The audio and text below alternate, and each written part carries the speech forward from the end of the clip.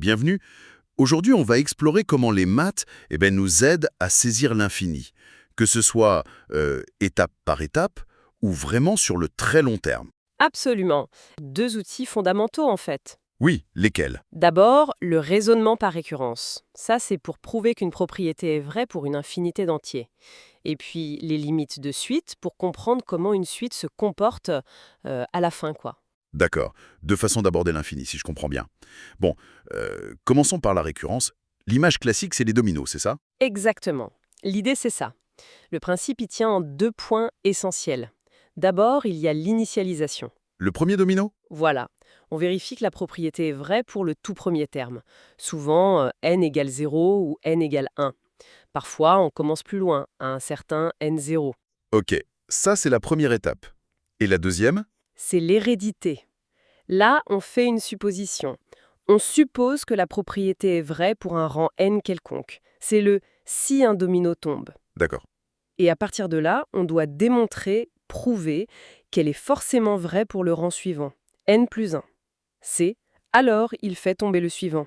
Et si on arrive à montrer ces deux choses, l'initialisation et l'hérédité, Alors c'est gagné. On peut conclure que la propriété est vraie pour tous les entiers à partir du rang initial. La chaîne de dominos tombe entièrement. C'est une méthode vraiment puissante, très structurée. d'accord. Ça, c'est pour prouver des choses étape par étape à l'infini. Mais si on veut savoir où une suite atterrit, globalement, son comportement final, c'est là qu'interviennent les limites. Tout à fait.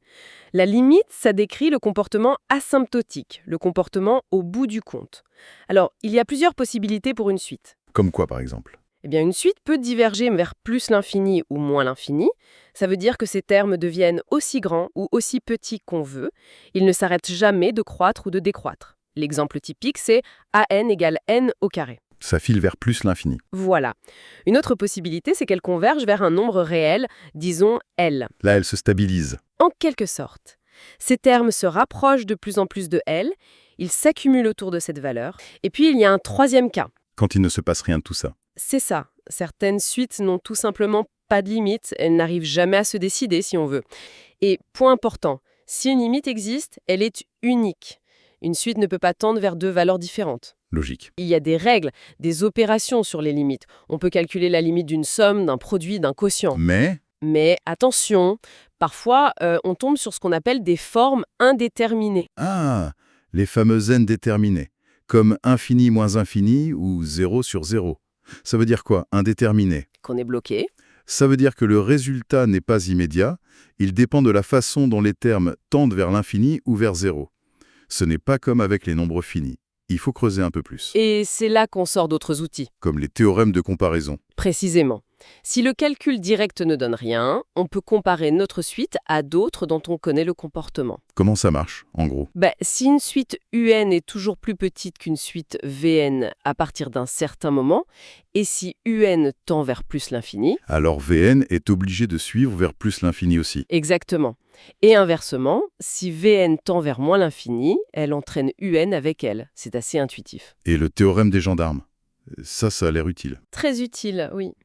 Et l'image est parlante. Imaginez votre suite UN qui est coincée, prise en sandwich entre deux autres suites, VN et WN. Les gendarmes. Voilà. Si ces deux gendarmes, VN et WN, tendent de toutes les deux vers la même limite, disons L, Alors celle du milieu est obligée d'y aller aussi. elle n'a pas le choix. Elle est coincée et tend aussi vers L. C'est très pratique pour déterminer certaines limites difficiles. Un petit mot sur les suites géométriques, Qn. Le cours insiste sur l'importance de Q. Oui, c'est un cas fondamental à connaître par cœur. Tout dépend de la valeur de Q. Si Q est strictement plus grand que 1, Qn tend vers plus infini. Ça explose. Voilà. Si Q est entre moins 1 et 1, mais pas égal, alors Qn tend vers 0.